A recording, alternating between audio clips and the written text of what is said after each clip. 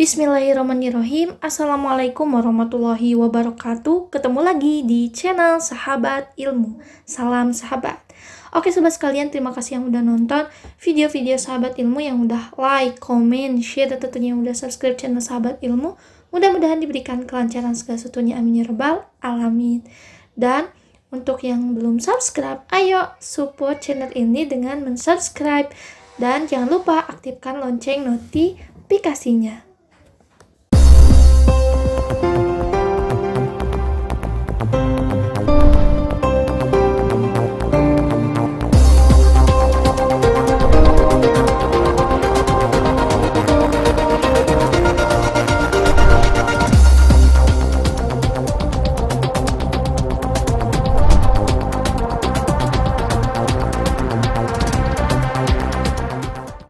Oke teman-teman sekalian, seperti biasanya di video Sahabat Ilmu akan mengupas berkaitan dengan beasiswa, tentunya beasiswa LPDP. Jadi terus simak videonya sampai habis teman-teman. Oh iya teman-teman, jadi alhamdulillah ya, beasiswa LPDP itu sudah dibuka semua jalur masuknya, baik itu yang umum, afirmasi, maupun yang targeted group. Oke, kita langsung cek ya ke websitenya. Kita langsung klik aja, lalu kita lihat panduan bukletnya. Kita tunggu dulu. Ini dia teman-teman halaman webnya. Di sini ada kebijakan beasiswa LPDP 2021 dan unduhannya. Nah, di sini ada beranda, ada juga profil, informasi, awardee, ada juga alumni. Nah, di sini kita lihat ya teman-teman, di sini ada beasiswa afirmasi. Nah, untuk beasiswa afirmasi itu ada 3. Yang pertama ada beasiswa untuk khusus difabel, lalu beasiswa daerah afirmasi dan prasejahtera. Lalu ada beasiswa targeted group untuk PNS, TNI, Polri, dan ada juga yang baru beasiswa kewirausahaan. Lalu ada beasiswa umum, itu reguler, PTUD, dan co-funding. Ini udah ada ya co-funding. Oke teman-teman sekalian, di video kali ini kita akan mengupas di sini juga ya untuk jadwal pendaftaran atau seleksinya. Di video kali ini kita akan mengupas berkaitan dengan beasiswa afirmasi. Nah, jadi kalau untuk teman-teman yang mau tahu kupas tuntas berkaitan dengan beasiswa reguler atau beasiswa umum, bisa tonton di video, linknya udah ditaruh di box deskripsi. Oke, tonton videonya sampai habis ya. Oke teman-teman, jadi kita akan mengupas tuntas berkaitan dengan beasiswa afirmasi. Nah, beasiswa afirmasi sendiri itu ada 3 jalur masuk lagi ya teman-teman. Jadi sistemnya tuh kayak misalkan teman-teman tuh secara umum nanti pilih tuh ada yang khusus dari LPDP ya, itu ada umum, ada afirmasi, dan juga ada targeted group. Nah teman-teman, dari 3 jalur masuk utama itu ada jalur-jalur masuk lagi. Ibaratnya kayak misalkan ada pipa besar nih yang mengalirkan air, nanti dialirin lagi lewat per pipa. 3 pipa itu tuh ada pipa-pipa kecil lagi gitu yang ngalirin air. Nah kayak gitu sih ilustrasinya. Nah, di beasiswa LPDP juga sama seperti itu. Jadi teman-teman, dari 3 jalur umum yang tadi itu ada jalur-jalur lagi. Salah satunya kita akan mengupas berkaitan dengan beasiswa afirmasi. Nah, afirmasi sendiri ada jalur-jalur masuknya lagi. Di tahun 2021 ini ada 3 jalur masuk lagi. Pertama ada untuk yang difabel, yang kedua ada untuk yang beasiswa prasejahtera, dan yang ketiga ada lagi untuk beasiswa di teman-teman yang berasal dari daerah 3T. Oke, langsung saja di sini untuk beasiswa prasejahtera ya. Di sini beasiswa prasejahtera 2021, beasiswa 2021 ini adalah panduan pendaftaran program afirmasi. Nanti kalau untuk teman-teman yang membutuhkan bukletnya itu bisa langsung diunduh dari lamannya LPDP. Nanti linknya akan saya taruh di box deskripsi, atau yang membutuhkan juga bisa langsung download. Nanti linknya saya sediakan ya di kolom deskripsi. Oke, di sini. Nah, Beasiswa prasejahtera adalah program beasiswa yang diperuntukkan bagi kelompok, di sini teman-teman bisa digarisbawahi ya, masyarakat dari keluarga prasejahtera atau miskin untuk melanjutkan studi jenjang pendidikan magister. Jadi di sini untuk yang afirmasi itu diperuntukkan untuk yang magister. Nah, selanjutnya tentang LPDP sendiri, ini harus teman-teman pahami, jangan sampai setelah mendaftar atau bahkan setelah lolos tapi teman-teman baru tahu gitu ya. Nah, ini untuk yang tentang LPDP-nya. LPDP berkomitmen untuk mempersiapkan pemimpin dan profesional masa depan serta mendorong inovasi demi terwujudnya Indonesia yang sejahtera, demokratis, dan berkeadilan. Jadi diusahakan ketika teman-teman nanti membuat esainya, itu teman-teman mengacu ke sini ya. Teman-teman mengacu ke sini. Ada prospek masa depan. Teman-teman juga mengaitkan ke profesionalitasannya. Nah, terus di sini mendorong inovasi demi terwujudnya Indonesia yang sejahtera, demokratis, dan berkeadilan. Jadi mungkin secara singkatnya teman-teman tuh nanti tujuannya tuh harus ke sini gitu mengarahnya ya. Next lagi, LPDP menyelenggarakan program beasiswa magister atau doktor untuk putra-putri terbaik Indonesia. Nah, di sini teman-teman harus pahami, benar-benar pahami ya. Apa itu beasiswa prasejahtera? Jadi biar teman-teman nggak bingung gitu ya. Nah, di sini sasaran penerima beasiswa prasejahtera adalah masyarakat yang berasal dari keluarga miskin atau prasejahtera. Nah, seperti apa nih skemanya? Di sini, beasiswa prasejahtera disediakan untuk jenjang pendidikan magister 1 gelar. Ini ya. 1 gelar. Dengan durasi studi paling lama ya. Ini di garis bawahi. Paling lama 24 bulan.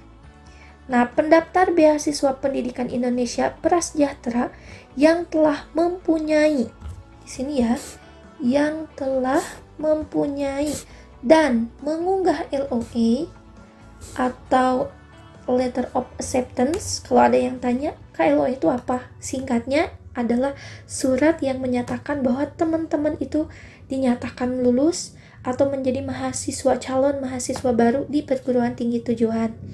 Nah, dengan tanpa syarat wajib memilih satu perguruan tinggi tujuan dalam ataupun luar negeri. Jadi tidak bisa teman-teman pilih dalam juga pilih yang luar negeri. Saya mau pilih deh misalkan biar ada istilahnya cadangan. Nah, itu tidak bisa ya kalau teman-teman yang udah mengunggah LOA. Nah, sesuai dengan daftar perguruan. Nah, ini juga harus jadi catatan ya. Cek apakah teman-teman LOE-nya itu sama perguruan tingginya yang tercantum di LPDP atau tidak. Jadi jangan sampai ada kejadian misalkan teman-teman tahu bahwa universitas itu tuh ada di LPDP, tapi teman-teman tidak cek apakah program studi atau jurusan yang teman-teman pilih itu disediakan oleh LPDP atau tidak. Karena itu ada juga tuh kasusnya kemarin-kemarin. Ternyata setelah dia cek, nggak ada jurusannya. Nah, kejadian kemarin ternyata ada yang sudah dapat LOE, ternyata pas dilihat universitasnya tuh ada, tapi jurusannya tidak masuk ke list daftar LPDP. Jadi itu harus diperhatikan ya. Selanjutnya di sini, pendaftar beasiswa pendidikan Indonesia kelompok prasejahtera yang belum memiliki LOE itu wajib memilih 3 perguruan tinggi tujuan baik dalam negeri atau luar negeri yang ada dalam daftar perguruan tinggi LPDP dengan program studi yang sama atau sejenis atau serumpun. Nah, ini banyak juga ya yang bertanya nih. Oke, kita akan kupas ya. Di sini, jadi teman-teman, kesimpulannya, teman-teman yang mau menggunakan beasiswa afirmasi itu diberikan 2 pilihan. Pertama, teman-teman nyari LOA dan nanti LOA-nya disubmit bareng dengan dokumen. Atau yang kedua, teman-teman boleh daftar dulu ke LPDP-nya. Baru nanti setelah lulus, baru teman-teman cari LOA-nya. Nah, terus teman-teman yang masih bingung nih berkaitan dengan kedua hal ini, tenang aja. Sahabat ilmu udah bikin videonya dan teman-teman bisa dicek ya di box deskripsi. Itu udah ada berkaitan dengan sudut pandang admin ketika admin waktu 2019 itu apply beasiswa LPDP. Jadi admin tidak mengarahkan apakah bagusnya cari LOA dulu atau apakah bagusnya lulus dulu misalkan LPDP-nya lalu nanti cari LOA-nya. Nah, admin hanya memberikan suatu pandangan berkaitan dengan resiko-resiko. Jadi disesuaikan gitu dengan resiko yang kira-kira teman-teman bisa handle yang mana, atau mana nih kebutuhan teman-teman tuh, seperti itu. Oke.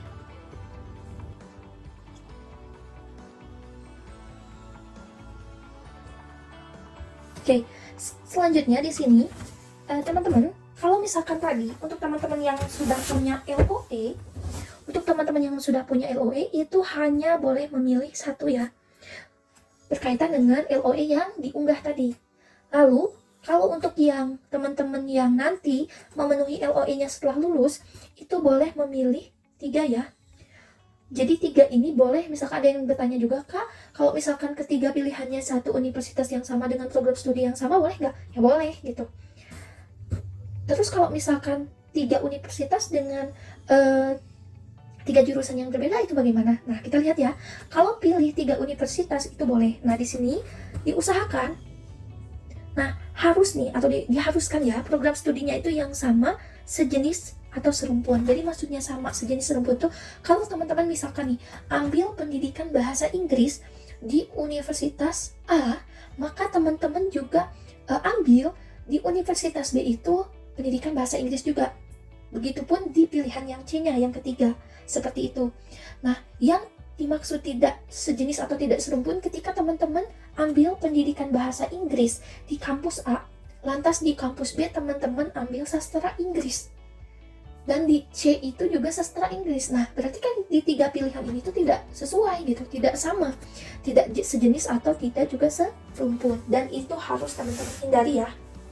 Oke, selanjutnya pendaftar beasiswa pendidikan Indonesia Prasejahtera yang ditetapkan di sini ya, lulus seleksi sebagai calon penerima beasiswa dapat mengikuti program pengayaan. Nah, ini dia ya, mengapa kalau teman-teman banyak juga yang belum paham, kenapa sih banyak yang menanyakan program beasiswanya itu afirmasi. Nah, keunggulannya di sini ya, keunggulannya jadi teman-teman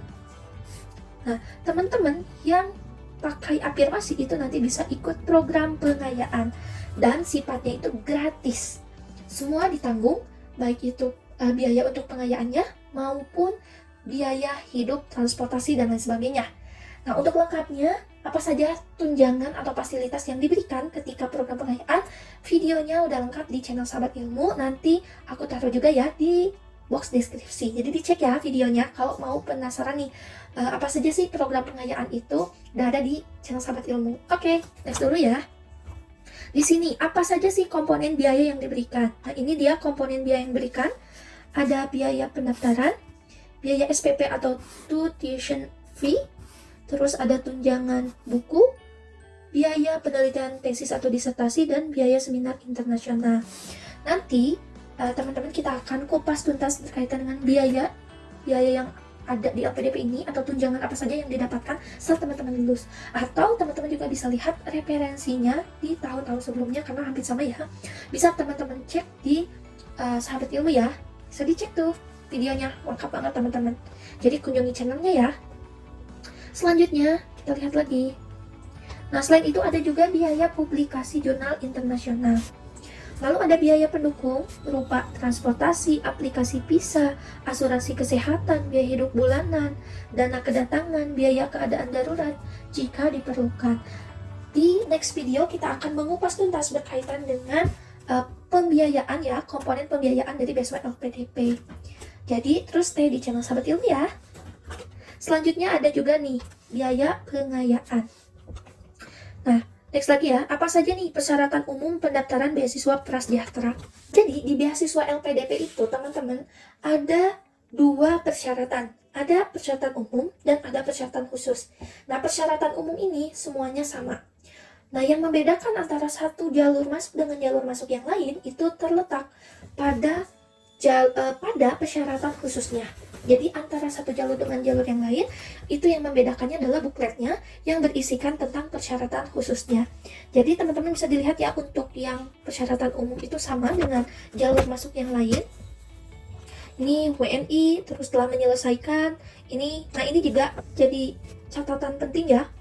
Karena ternyata masih banyak yang bertanya, "Kak, saya masih kuliah semester 8, saya belum lulus tapi mau sidang," gitu. Ya kan namanya juga sidang kan belum lulus, teman-teman. Karena teman-teman nanti butuh IVK untuk pendaftaran itu, butuh transkrip, butuh ijazah. Nah, jadi saran saya untuk teman-teman yang masih di semester 8, itu cepat selesaikan kuliahnya ya. Kalau yang mau sidang, cepat selesaikan sidangnya. Seperti itu. Terus di sini kalau misalkan teman-teman yang mau apply beasiswa S2, otomatis harus lulus S1. Lalu dengan ketentuannya, perguruan tinggi negeri, kalau misalkan teman-teman dari perguruan tinggi dalam negeri, itu harus terakreditasi Ban PT kampus teman-teman asal S1 itu. Lalu kalau untuk kedinasan, terus ada juga perguruan tinggi luar negeri. Nah, kalau misalnya teman-teman yang dari perguruan tinggi luar negeri, itu harus yang diakui oleh Direktorat Jenderal Pendidikan Tinggi Kementerian Pendidikan dan Kebudayaan Republik Indonesia atau Kedutaan Besar Republik Indonesia. Dan di negara asal perguruan tinggi, teman-teman. Terus di sini ya, tidak diperuntukkan untuk teman-teman yang sedang ongoing. Nah, perguruan tinggi dalam negeri maupun perguruan tinggi luar negeri, terus pendaftar yang telah menyelesaikan studi magister atau S2 tidak diizinkan mendaftar pada program beasiswa magister. Jadi hanya LPDP memberikan kesempatan kepada teman-teman yang belum sama sekali mengikuti perkuliahan magister. Seperti itu ya. Jadi teman-teman yang sudah pernah kuliah S2 itu tidak boleh ya, tidak bisa ikut program beasiswa ini. Lalu di sini melampirkan surat rekomendasi dari akademisi bagi yang belum bekerja. Nah, kebetulan waktu saya apply itu belum posisinya sudah bekerja juga sih, sudah bekerja, tapi untuk menguatkan saya juga minta rekomendasi dari kampus asal tempat saya kuliah waktu S1. Lalu memilih perguruan tinggi tujuan dan program studi sesuai dengan ketentuan LPDP ya. Jadi tidak perlu tanya-tanya lagi, "Kak, ini bisa nggak sih? Kak, ini bisa." Nah, jawabannya teman-teman download draft atau daftar perguruan tinggi yang masuk ke listnya LPDP. Oke, next ya. Nah, ini jadi poin juga catatan, beasiswa ini hanya diperuntukkan untuk kelas reguler. Jadi tidak diperuntukkan untuk kelas ini ya. Dicatat ya teman-teman. Selanjutnya kita lihat apa saja persyaratan khusus pendaftar beasiswa prasejahtera yang membedakan dengan jalur-jalur masuk yang lainnya, teman-teman. Di sini persyaratan khusus beasiswa prasejahtera di antaranya pendaftar merupakan anggota keluarga penerima KKS atau Kartu Keluarga Sejahtera, Program Indonesia Pintar atau PIP, Kartu Indonesia Pintar atau KIP, atau alumni bidik misi kurang dari 2 tahun yang dibuktikan dengan kartu keluarga dan dokumen pendukung bukti sebagai penerima Kartu Keluarga Sejahtera atau KKS, Program Indonesia Pintar untuk PIP, Kartu Indonesia Pintar untuk yang KIP, dan atau alumni bidik misi kurang dari 2 tahun. Jadi ini juga masih ada yang bingung ya, apakah Kak harus punya semuanya? Jadi di sini ada kata-kata atau ya teman-teman. Jadi boleh salah satu. Kalau misalkan teman-teman punya nih KKS dan PIP, dua-duanya boleh. Atau teman-teman yang punya KKS juga punya KIP, boleh. Atau teman-teman hanya alumni bidik misi, itu juga boleh teman-teman. Jadi di sini atau itu teman-teman bisa pilih minimal 1. Nah, untuk yang alumni bidik misi ini ada catatan ya, kurang dari 2 tahun. Jadi maksudnya kurang dari 2 tahun itu dari tahun kelulusan. Jadi teman-teman yang fresh graduated yang bisa ikut kalau lewat jalur alumni bidik misi. Mudah-mudahan jelas ya teman-teman. Kalau teman-teman punya pertanyaan boleh ditulis di kolom komentar, atau teman-teman yang mau bertanya secara khusus atau pribadi boleh teman-teman DM IG-nya Sahabat Ilmu di @v.anzani. Oke, next selanjutnya, diutamakan bagi pendaftar merupakan anggota keluarga pertama di keluarganya yang mendapatkan gelar sarjana atau S1 atau pertama di keluarganya mengejar gelar magister. Dibuktikan dengan kartu keluarga dan surat pernyataan bermaterai 10.000 dari pendaftar. Nah, ini juga masih banyak yang bertanya. Jadi teman-teman di sini ini diutamakan ya. Jadi diutamakan. Jadi mungkin diutamakan tuh lebih nantinya diutamakan teman-teman yang merupakan pertama gitu dari anggota keluarga itu yang mendapatkan gelar S1, atau misalkan selain itu gitu ya, itu teman-teman yang pertama gitu mengejar gelar magister. Atau teman-teman misalkan, Kak gimana nih, saya tidak masuk kualifikasi di sini gitu. Tenang aja, teman-teman masih punya harapan, teman-teman masih punya kesempatan ya. Jadi di sini jadi tidak diwajibkan tapi diutamakan, itu harus digarisbawahi ya teman-teman. Dan nanti dibuktikannya itu lewat nanti teman-teman ada nih dibuktikan dengan kartu keluarga dan surat pernyataan bermaterai. Nah, ada tips dan trik dari sahabat ilmu ketika teman-teman mau berniat apply beasiswa LPDP. Yang pertama teman-teman harus benar-benar cek itu adalah kelengkapan administrasi kependudukan termasuk KTP dan kartu keluarga. Usahakan itu terdaftar ya, terdaftar di Disduk Capil. Jadi teman-teman cek apakah terdaftar atau tidak. Kalaupun yang terdaftar, teman-teman ini jadi garis bawah juga ya, harus mengupdate kembali. Jangan-jangan kartu keluarganya itu yang udah lama gitu dan belum update terbaru, minimal 2 tahun gitu. Kak gimana kalau saya misalkan belum update ya, diupdate. Itu diusahakan ya teman-teman, karena ini akan mempengaruhi juga ke kelancaran teman-teman mendaftar. Itu sih tips dan trik dari sahabat ilmu. Next lagi ya. Di sini bersedia mendatangani surat pernyataan. Surat pernyataan ini nanti ada formatnya terlampir, teman-teman tinggal mempelajari dan teman-teman tinggal menandatanganinya. Nanti harus ditandatangan di atas materai. Next lagi. Dan oh iya, untuk surat pernyataan ini walaupun nanti pas pendaftaran file yang harus diunggah, tapi untuk yang aslinya mohon disimpan benar-benar teman-teman. Karena itu ketika teman-teman lulus itu harus dikirimkan via pos ya, harus dikirimkan ke kantor LPDP-nya. Oke, itu sekedar info ya. Next lagi, memenuhi ketentuan batas usia pendaftar per 31 Desember di tahun pendaftaran paling tinggi. Nah, ini alhamdulillah ya, diupdate lagi oleh LPDP. Kalau tahun-tahun sebelumnya, itu maksimalnya itu 35, alhamdulillah di tahun ini ya 42. Alhamdulillah di tahun ini jadi 42 tahun. Alhamdulillah ya. Nah, selanjutnya di sini memiliki dan mengunggah dokumen IPK pada jenjang studi sebelumnya sekurang-kurangnya 3,0 pada skala 4 atau yang setara yang dibuktikan dengan transkrip nilai asli atau salinan yang telah dilegalisir.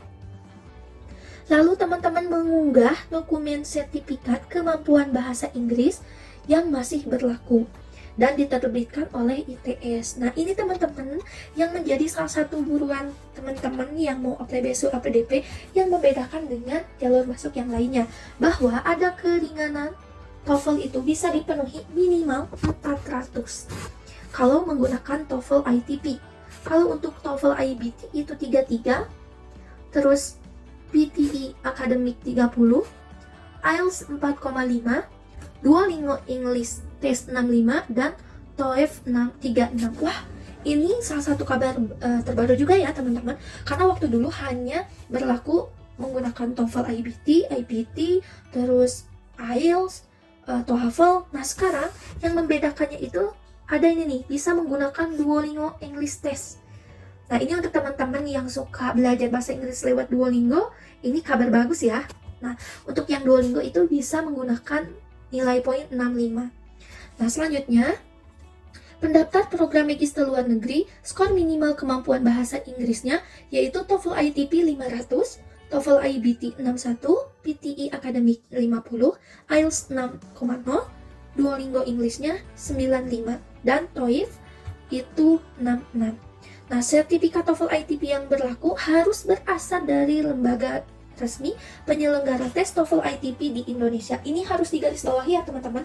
Banyak nanti akan bertebaran para joki-joki ya istilahnya. Mohon maaf ya, saya publish karena ini jangan sampai terulang lagi. Ada teman-teman kakak tingkat yang ikut jasa-jasa dapat sertifikat TOEFL secara ekspres. Itu jangan teman-teman percaya ya, karena yang namanya tes kemampuan bahasa Inggris itu tidak instan 1 hari jadi atau 3 hari jadi. Teman-teman perlu mendaftar, menunggu jadwal tes, lantas teman-teman perlu tes. Walaupun teman-teman sudah tes, itu teman-teman harus nunggu 14 hari kerja itu untuk mendapatkan sertifikatnya. Jadi selain teman-teman cek administrasi berupa identitas, KTP dan lain sebagainya, yang perlu dicek juga adalah sertifikat kemampuan bahasa Inggrisnya. Teman-teman sudah dapat atau sudah memiliki atau belum? Kalau belum, itu yang harus jadi concern. Karena satu saja persyaratan yang tidak teman-teman penuhi, maka teman-teman tidak bisa lolos administrasi. Oke, selanjutnya di sini mengunggah surat keterangan menunda mulai studi dari perguruan tinggi tujuan bagi pendaftar yang memiliki LOE dengan waktu mulai studi yang tidak sesuai dengan ketentuan LPDP. Nah, ini juga harus digarisbawahi ya teman-teman. Jadi ada teman-teman yang udah dapat nih LOE, ternyata pengumuman kelulusannya itu tidak sesuai gitu, atau melebihi batas pembukaan atau mulai kuliah di universitas yang teman-teman udah dapat LOE. Nah, teman-teman wajib nanti melakukan DPR ya, atau penundaan kuliah, penundaan memulai waktu kuliah. Dan itu kemana mintanya? Ya, ke kampus tempat teman-teman dapat LOE. Seperti itu teman-teman. Masih semangat ya, mudah-mudahan paham nih.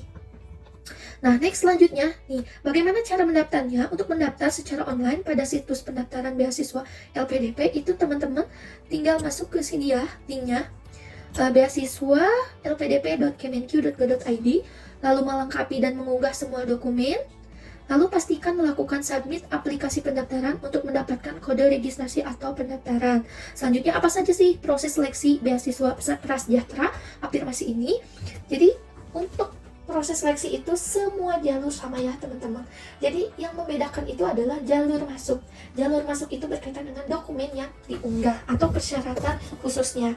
Nah, di sini seleksinya sama, ada seleksi administrasi, seleksi akademik kebangsaan, dan seleksi wawancara. Dan teman-teman bisa mengikuti rangkaian seleksi ini jika telah dinyatakan lolos dari seleksi sebelumnya. Oke dia teman-teman, terus di sini ada catatan juga. LOE adalah surat resmi dari perguruan tinggi. Nah, ini tadi udah dijelaskan ya. Nah, jika mendaftar mengunggah LOE, maka harus memenuhi kriteria seperti ini. Perguruan tinggi dan program studi harus sesuai dengan salah satu pilihan pada aplikasi pendaftaran. Intake study harus memenuhi ketentuan yang ditetapkan LPDP, karena ada intake ya. Untuk intake kuliah, udah dibahas juga di kupas tuntas beasiswa LPDP yang jalur reguler umum. Itu lengkap, bisa teman-teman dicek ya, karena sama. Ini juga, jika intake study yang tercantum pada LOE unconditional yang diunggah tidak sesuai ketentuan, maka wajib melampirkan surat DEPA seperti tadi ya. Nah, ini dia dokumen-dokumen yang harus diisi atau diunggah pada aplikasi. Di sini kalau online form itu biodata diri. Terus untuk mengunggah dokumen ada KTP, ada KK, terus ada lagi untuk yang unggah dokumen itu ada tadi ya yang di persyaratan khusus. Apakah teman-teman mau mengunggah KKS yang punya KKS, KIP yang punya KIP, PIP teman-teman yang punya PIP, atau untuk alumni bidik misi, itu teman-teman cukup bisa nanti melampirkan SK. Kalau SK-nya tidak ada, itu teman-teman, atau banyak kan ya, teman-teman cukup juga minta surat keterangan dari kampus bahwa teman-teman itu merupakan alumni bidik misi. Seperti itu teman-teman. Selanjutnya ada dokumen bukti prasejahtera, surat pernyataan bermaterai 10.000 jika pendaftar merupakan anggota keluarga pertama di keluarganya yang mendapatkan gelar sarjana S1 atau pertama di keluarganya mengejar gelar magister. Kalau misalkan teman-teman yang bukan kriteria ini, jadi tidak perlu menggunakan surat pernyataan ini ya. Terus ijazah S1 atau SKL ya, surat keterangan lulus asli atau legalisir. Waktu aku sih dulu lebih bagusnya itu dua-duanya sih. Jadi ada yang dilegalisir juga. Terus ada transkrip nilai S1 asli atau legalisir, sertifikat bahasa asing yang dipersyaratkan dan masih berlaku. Jadi ini harus dicek ya teman-teman. Karena ketika teman-teman tes kemampuan bahasa asing itu, dalam hal ini misalkan bahasa Inggris itu tidak berlaku sepanjang hidup gitu setelah teman-teman tes, tapi berlakunya itu hanya 2 tahun dimulai dari tanggal penerbitannya. Jadi harus dicek ya kalau teman-teman yang udah tes nih. Terus LOE juga ini yang masih berlaku. Terus surat pernyataan nanti formatnya ada ya, nanti ditandatangan di atas materai. Surat rekomendasi dari atasan atau akademisi. Jadi teman-teman bisa nih surat rekomendasi dari atasan untuk teman-teman yang bekerja, atau dari akademisi jika teman-teman tuh fresh graduated dan belum dapat kerjaan, atau teman-teman yang udah lulus nih ternyata di PHK dan belum punya pekerjaan, itu bisa minta rekomendasi dari kampus. Selanjutnya ada surat izin mengikuti seleksi dari unit yang membidangi sumber daya manusia bagi yang sedang bekerja. Lalu nanti ini formatnya tinggal teman-teman print ya, print out dan nanti tinggal diisi. Lalu ada profil diri, personal statement, ini diisinya nanti online form ya, jadi ada disediakan oleh LPDP-nya. Lalu ada komitmen kembali ke Indonesia dan rencana kontribusi di Indonesia pasca studi. Dan ini nanti akan sahabat ilmu secara khusus akan kupas ya. Jadi terus stay di channel sahabat ilmu ya teman-teman. Nah itu dia persyaratannya. Nah ini ketentuan, nanti kita akan bahas di video selanjutnya. Untuk surat rekomendasi ini contohnya ada, ini surat pernyataan yang bermaterai, ini contoh sertifikat yang legal ya. Nah seperti ini teman-teman. Nah oke teman-teman, itu dia berkaitan dengan beasiswa afirmasi untuk prasejahtera. Dan nanti bisa dilihat juga ya daftar dari perguruan-perguruan tinggi yang ada di list LPDP. Terima kasih sudah menonton video sahabat ilmu, dan tunggu video kupasan